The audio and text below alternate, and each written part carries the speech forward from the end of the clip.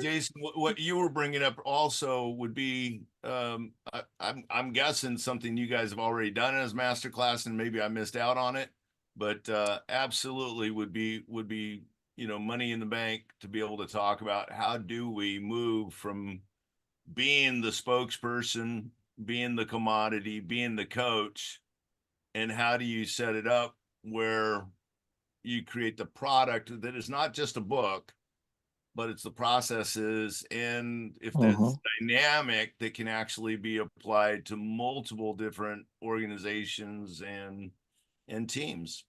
Mm-hmm. Years ago, I was taking a training from Jay Abraham and Rich Sheffrin. Yeah, good dudes. Yeah. And so, what was gone over inside of that training was Jay said something that was, I thought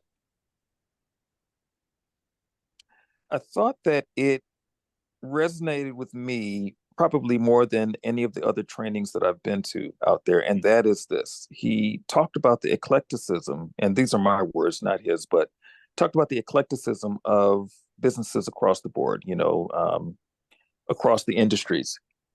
And he talked about some 438 verticals and Mhm. how there was some 170 some odd that did not, they were unique unto themselves.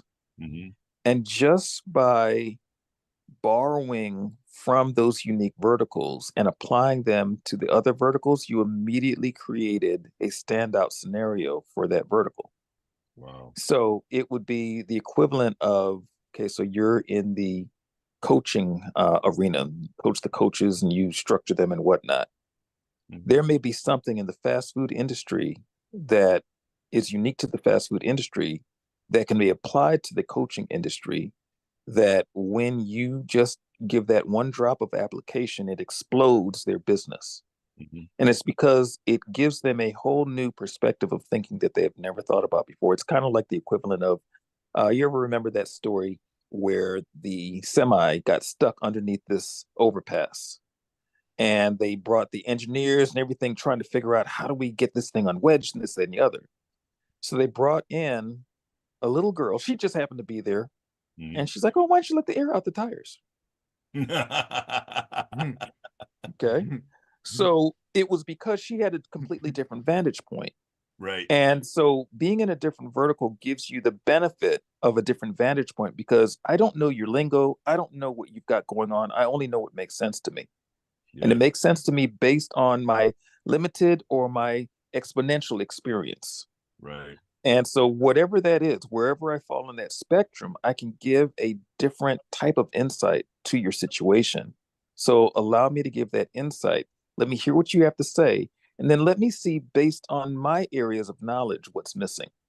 Mhm. Okay. Inside of the Pillar Masterclass that I did, we talked about the four areas of all possible knowledge: the things that you know, the things you know that you don't know, the Yeah. things that you know, but you don't realize that they apply to what you're doing. And then Mm. there's that fourth area, which is the area where you don't know that you don't know it, and you don't even know that you should know it. It's not even on your radar. And that's the area of failure. Yep. That's what I call the cognitive domains. Yeah. Mm-hmm, Yep. mm-hmm, You're right. mm-hmm. Wasn't that attributed to Donald Rumsfeld at one point when he was No, Secretary of Defense? he just used the line and everybody went, "What?"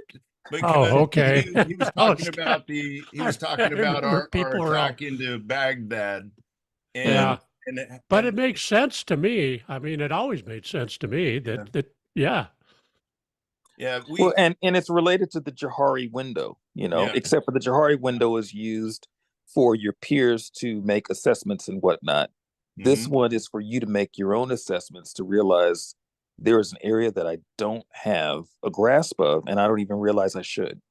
hmm Exactly. Yeah.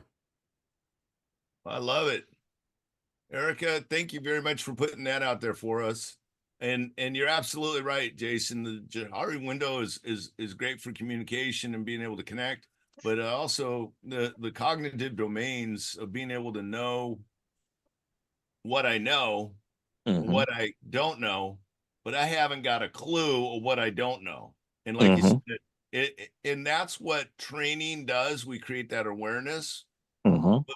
but the ego has to be suspended so that we can go, I didn't know that. Right. Oh, And if you could match the ego with the ego, which is the ego with the end goal objective, when you have a strong enough end goal objective, then it overrides the ego.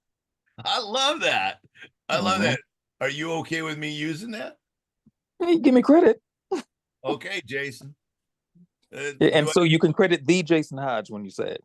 I, okay. The Jason Hodge. All right. Mhm. I like Can it. I buy into that credit? Yes. Tag team along. Huh? No post-dated 4-party checks though. Post-dated party checks. I love it. You guys are hilarious and brilliant at the same time.